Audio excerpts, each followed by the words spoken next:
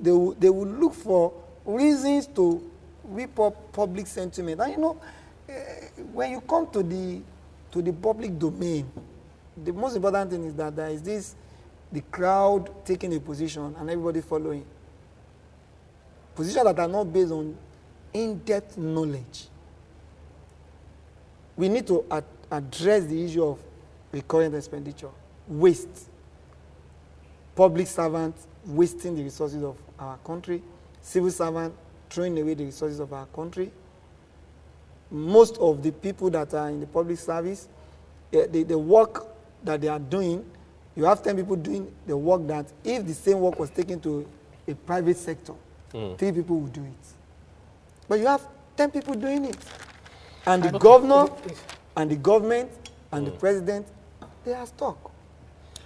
And you know, okay. Yes, that in this and several other fora, I have preached against the withdrawal of fuel subsidy. I have preached against it. Not because I don't like this government, far from it, but I say so from the point of view of absolute patriotism. You know, the very likely effects, the very likely consequences of the removal of fuel subsidy. Now,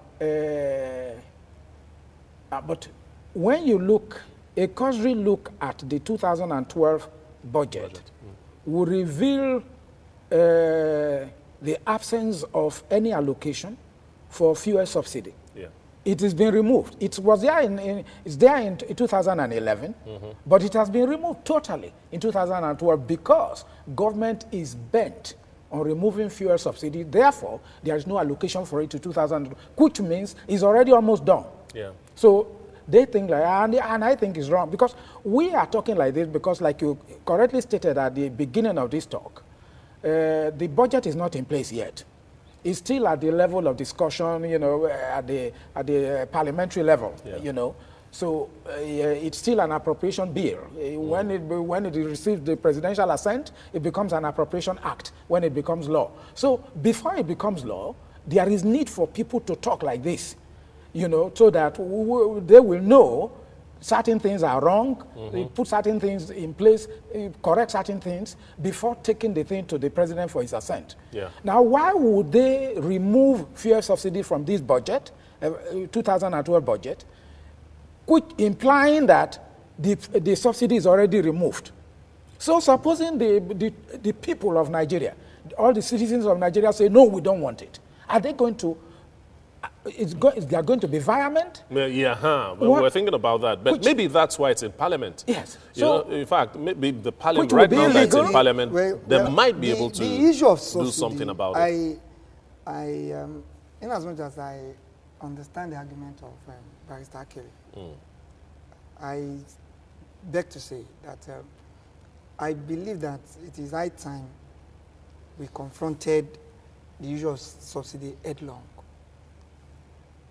I was participating in the town hall meeting 2 held by the government today, live on a national television station, where the issue of this subsidy was brought to the public forum for the second time with all the participants, the major stakeholder, the public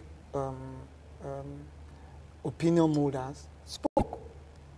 And I believe, sir, that fuel subsidy, it is high time we stopped giving money to some individuals. You see, if we are going to protect the poor in our nation, we must look at policies that are programmed to enrich the poor. Not policies that are programmed to make some people multi-billionaires in our nation for doing nothing. The names of those that have been reeled out as those who collect money from NNPC for subsidy is amazing. Yeah, I saw the list. Knowing the kind of country we have, anything that borders on scarcity triggers corruption and corruptive tendencies. This fuel subsidy thing, it has become the more we looked, the less we see. But sir, not to cut you short, let us look at, still talking about, sorry sir, still talking about the fuel subsidy thing.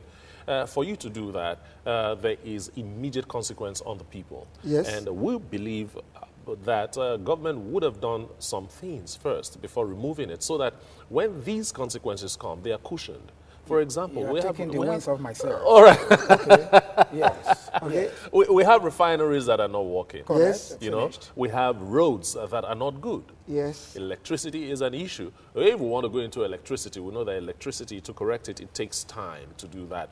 But turnaround maintenance on even 2 of the refineries, I think that is directly related with fuel. That's what we should sell. Because, like you've correctly stated, you see, if there are some, if we have a pocket, a small group of people getting enriched unnecessarily from this fuel subsidy thing, it is the government that is making them rich. Yeah, are they getting the money legally or illegally? For example, if you do the right things, you do the first thing first, all these people will not be getting all these, they will not be getting enriched unnecessarily.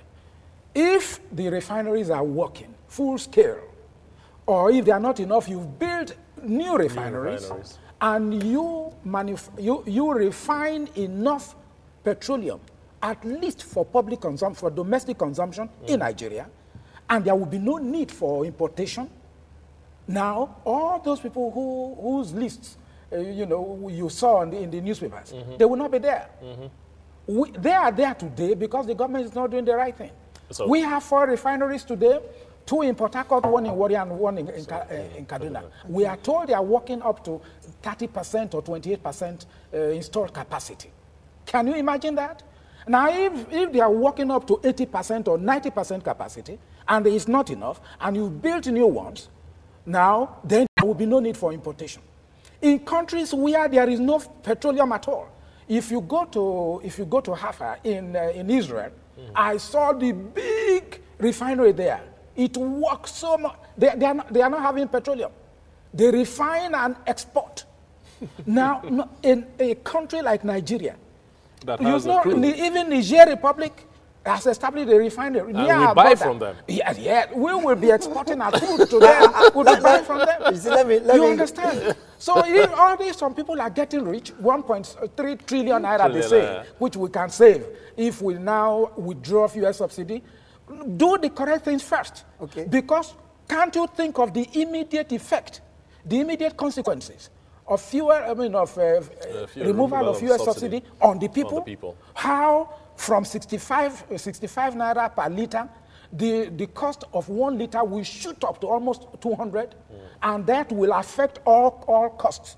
The inflation rate will go across the roof. We are thinking of bringing inflation down to single digits. Let me say something. You see, these are arguments that I've had the Femi Falanas of this world, the Agbakobas of this world, they've canvassed them.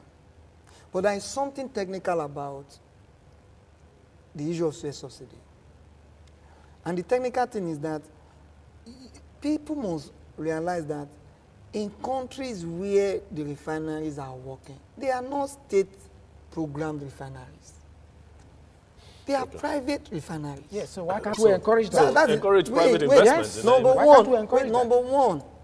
Number one, a private investor does not come to a place where you have controlled price regime. That's number 2. Number 3, when we talk about PMS, we conclude that PMS is everything. No. Industries are run with diesel. Diesel-powered generators. Those industries, they buy diesel. And diesel has been deregulated a long time ago. Yes, and that's why all our companies are moving to Ghana and other neighboring countries. Diesel has been deregulated a long time ago. Kerosene, which is the one used by the critical mass of our active poor, because there are those who are not active, they are in the village, they don't use kerosene. They still use wood, and they use something they call they mix it together like this from the byproduct of wood. Yeah. They pour something on it. It will give them Power. Yes. The active poor use kerosene. Kerosene today goes at the market price.